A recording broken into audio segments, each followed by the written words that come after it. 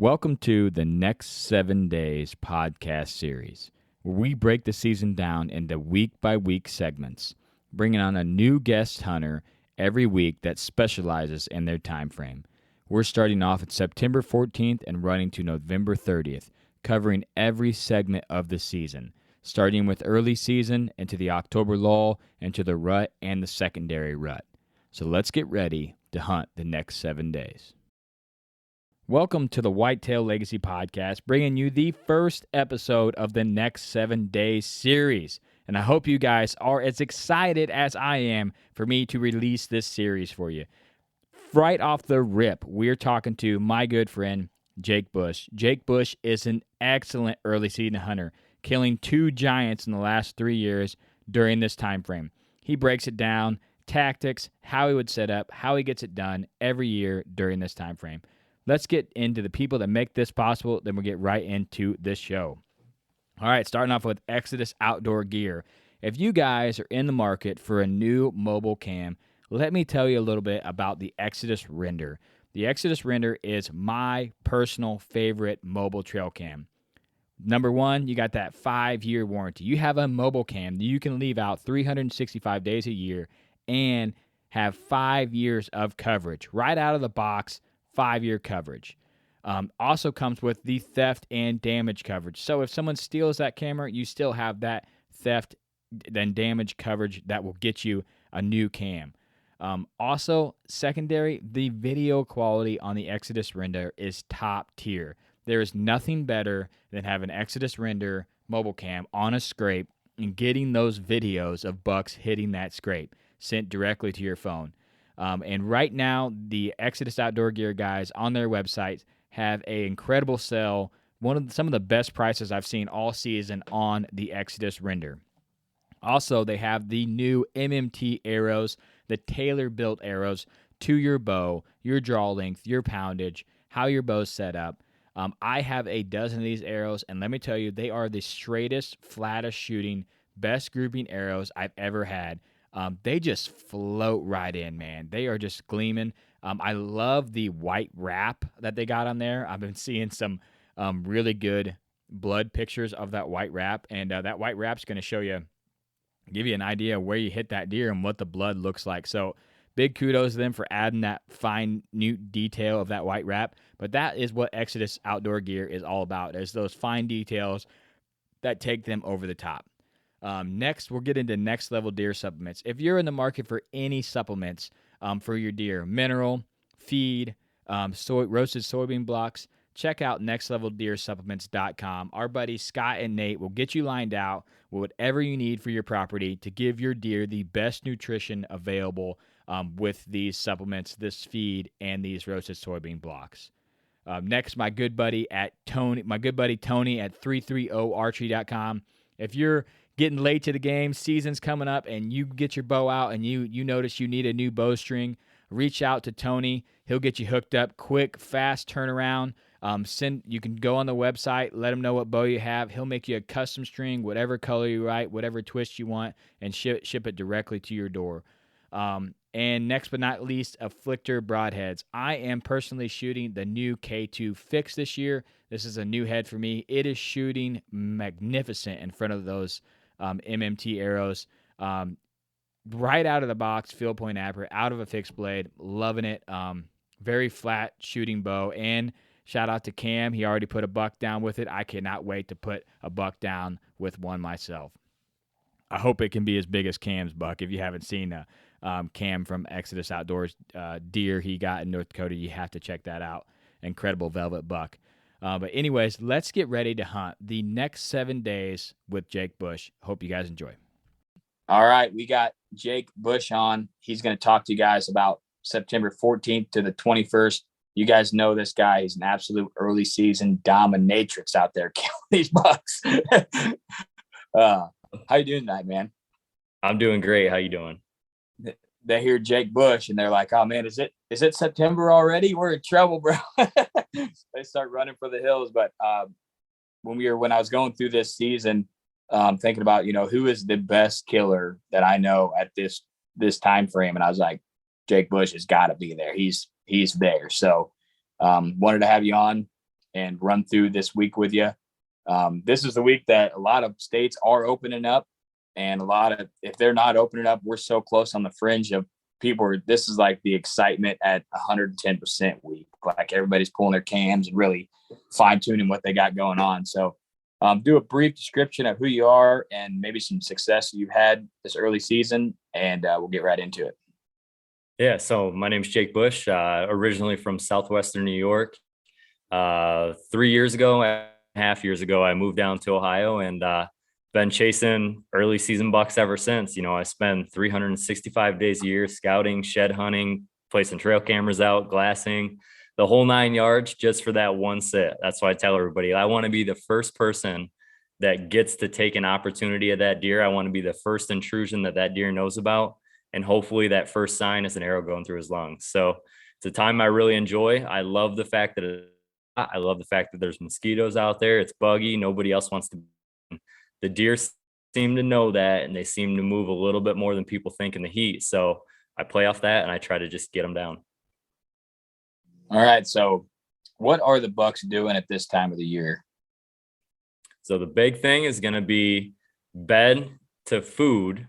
And I know you hear that a lot, but it's very specific because it's going to be close proximity to their beds.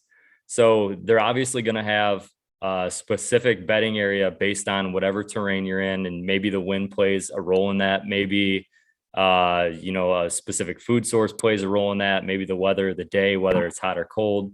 Those are things you're going to have to look at. You're going to want to see what, primary destination food sources are in the area. And what I really like to focus on, I think the thing that sets me apart quite a bit is A, hub scrapes, and B, this not going to be the big ag fields very often, although that is the lone white oak tree 50 yards from his bed. And I want to try to target that. And if I can't target that, I want to try to target those hub scrapes because I'm in these areas that have hub systems and hub scrapes in general. So I'm looking for, the specific wind of the day. I'm going to say, okay, this buck's bedded here.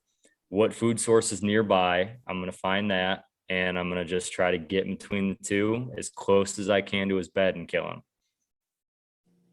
If you could have the absolute perfect setup, wind, temp, location, scenario, what would be your absolute primo setup for that week? Oh, it's going to be hill country. I want a ridge that runs north to south with a bunch of points that jut off towards the east. I want a west wind at 8 miles an hour. I want anywhere from, I'm not going to get a major cold front very often. So I don't care if it's 70. I don't care if it's 80. I don't care if it's 90, 100 degrees. I've had success in all temperatures like that early season. The big thing is going to be the wind, being, that westerly wind. So he's bedded out on that east point. And I really want to have some sort of good destination food source within like a half mile, preferably an ag field. But I want to hunt that lone white oak tree. I want to have that lone white oak in between his bed and his scrape. And I want to have that at about, let's say 60 yards from his bed, preferably right above a creek bottom where I can access the creek on the way in, walking through the water. And then I can just poke my way up that steep bank, get set up on the backside of the tree and shoot him 60 yards from his bed. That's the ideal setup. Man, that sounds killer, dude. That sounds absolutely primo. So I got to get into some questions that I think, people this early might ask you. You got perfect conditions. The wind's a little risky. Are you willing to risk it this early in the game on a target buck? Yes. And, it's going to depend on the wind. If it's variable and it's a little risky, yes. If it's completely wrong, absolutely not, because yourself out of the game. But if it's close, I like to be aggressive enough where I'm still the first person in there. Like if I hold out, especially in the public land game, say I hold out on that deer and somebody else knows about that deer and they go in there and they hunt him. Well, he's just been intruded on and he's not going to be doing the same thing. Like once he realizes he's being hunted that year, immediately everything changes. In my opinion, the first chance in there, the first hunt of the season on a specific deer is going to be your best opportunity. So I could sit around and wait for the perfect conditions, but somebody else could already have him dead, or they could have him bumped over a couple ridges, or, a ton of different possibilities. So if I can take that gamble, and I think that I have an opportunity, even if it's a low odds situation, I'm going to go in for it. But that, I'm overly aggressive in most circumstances. I'm sure there's a lot of people that disagree with that. That's just, I like, if it's going to be ruined, I want to be the one that ruins it. But if he dies, I want to be the one that kills him. So that's what's important. Yeah, that's a risky line there. Like you said, you're on public. It's a completely different game. There's other hunters out there, and a lot of people think, well, no one knows this deer is alive or whatever. More than likely, they know he's alive. There's very few hidden deer out there anymore with as many trail cameras and as big as, going hard on public is getting. And then, like, it doesn't take someone hunting it. It takes someone going in there and pulling a cam that you didn't know was there. It takes someone going in there scouting. It takes someone going in there and hanging a stand for the first cold front. Like, it don't take a guy that's going to go in there and try to kill your deer to bump him off what he's doing and let him know that, hell, people are hunting me now. It just takes something small, man. The guy's like, I'm going to go check this ridge out today. And, boom, that deer's out of your, he gets bumped out. Will he come back? But if a guy went and hunted that ridge or walked that ridge and you go in there and you're passive on him, that deer, for one, is probably going to learn that deer's there. For two, he's going to push him out possibly, to where you're going to have to find him again and then try to kill him in the rut. I feel like right now for us, if our season opened up this time, man, the deer have never been hunted that time of year. So it's like a light switch event when that pressure hits. But I feel like there's that 2 weeks there in September where there's still real, like, yeah, I'll get up, 35 minutes before dark and start moseying my way to the feed field. And like right now you see people, in the summertime, they're glassing bucks on the field an hour before dark. I'm like, it just blows my mind. You see does out there like noon eating. You're like, what are you doing? Like, it's two completely different animals. And this timeline, it's about to switch one way or the other very heavily. So another question, got a rain front coming in. What's your limit on rain? Are you going to go in a light rain? Are you going to go in a moderate or heavy rain if it's going to end, or is it going to be a wash for you? So if it's going to end, absolutely. It won't matter how hard it is necessarily. That's just going to help cover my access on the way in. If I know sure going to end, that's something that I pay a lot of attention to. Basically, any sort of weather pattern at all that's going to shift around that prime time seems to be pretty good for movement. I've seen it where even like a really high wind, like it's 25, 30 mile an hour wind off of a front or something coming. And then during that prime time, it gets down to like 15, 10, like that really pushes deer. Or there's something about early season and scrapes and rain. I don't know what it is, but there's something magical about a hub scrape after a rain when shit's cooled down. I don't know if it's that scrape, they want to hit it again, freshen it up, or it's just more musky and they can't resist going over there and tearing it up. The dirt's, looser. Maybe they can tear it up a little bit more. I don't know what it is, but there's something about a rain and a scrape that when you get a buck close to a scrape, that he's going to be there. And it's like every year I'm like I can't hunt because I'm at work or something. I'm like, gotta be a buck on this scrape tonight. I freaking know it. And then every time after rain like that, one of the scrapes, there's a deer on it. And I'm like, damn, man, it's just hard. But what's your opinion? I didn't write this down, but what's your opinion on mornings this time of year? So they can be good, but you have to be very dialed in and you have to have the right setup for it, which is hard to come by. In my opinion, it's a lot easier for me to let that deer bed down and then put the cards back in my hand and let me make all the decisions. I know a lot of guys kill them early season, in the mornings, and that's awesome. And they're very dialed in. I just have success doing it in the afternoon. So that's what I focus on. There's something about getting set up and then the deer still has this thing to do, right? Like hook in this way, or he could just say, I'm not J hooking today, I'm going straight in, or he could do a lot of different things. But in the afternoon, it's like he's already laying down. Like all I have to do is get in there. And that pattern for me is just a little more predictable, where it's like, okay, he's bedded here, bedding area or a specific bed. He's only got 2 different oak trees that are dropping that he can hit before he goes out to an ag field. Like if he is in that bed, I'm probably going to have a pretty good chance of killing him. It's a totally different setup. Like I said, I know guys that are killers early season in the morning. I'm the afternoon guy. Yeah, I'm the same way. Mornings scare the crap out of me. I've tried the thing where you go back into bedding like real early, and you can hear deer moving around in there like 2 hours before it's even light.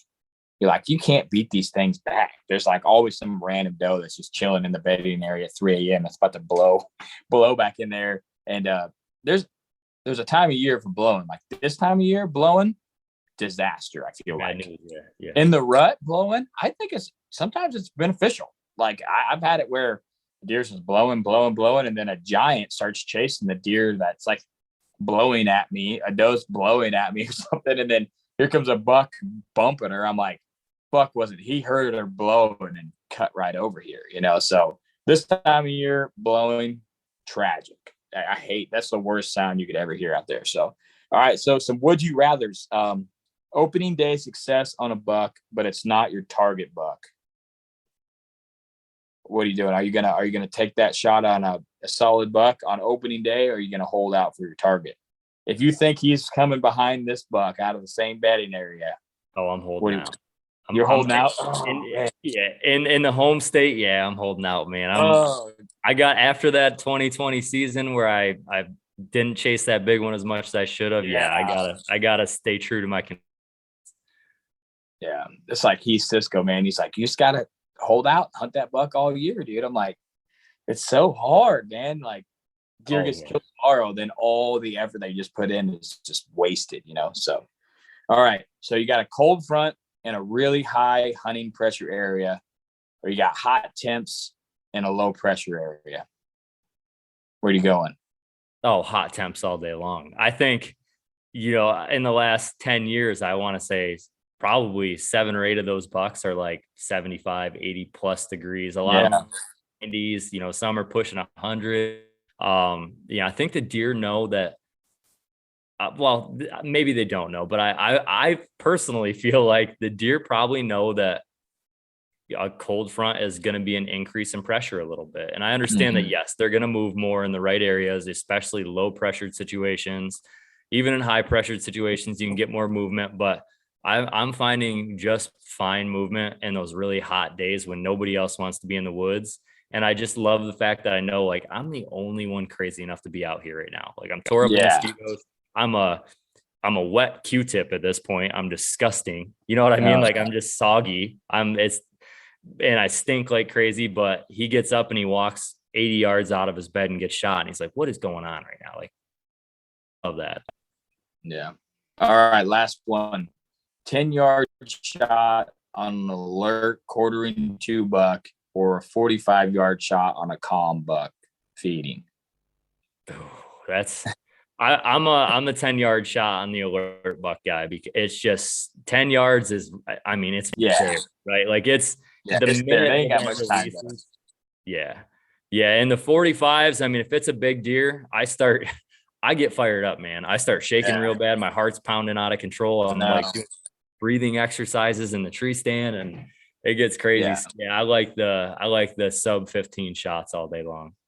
A guy was asking, what's your furthest shot on a deer? And I was like, I killed a doe at 50 one time my whole entire life.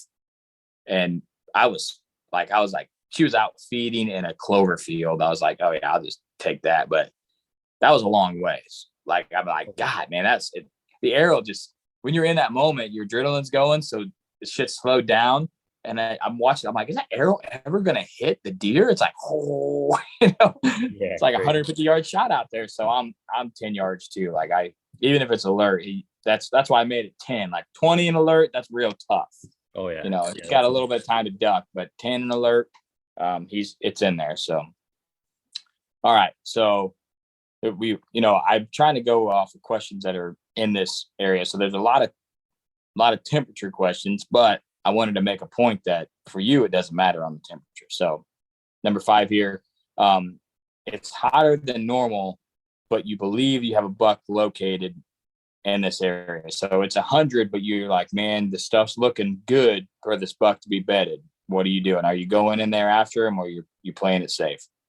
Oh, I'm going in after him. Like I said, I've had so many occurrences where, and it almost feels like I can predict the bedding better on those real hot, especially if it's like a south wind and I know he's bedded on that north slope. Like I can, on 100-degree sunny day, I can pretty much eliminate any south or west facing slope at all and say, okay, it's the sun is beating over there, right? Like it's 20 degrees hotter.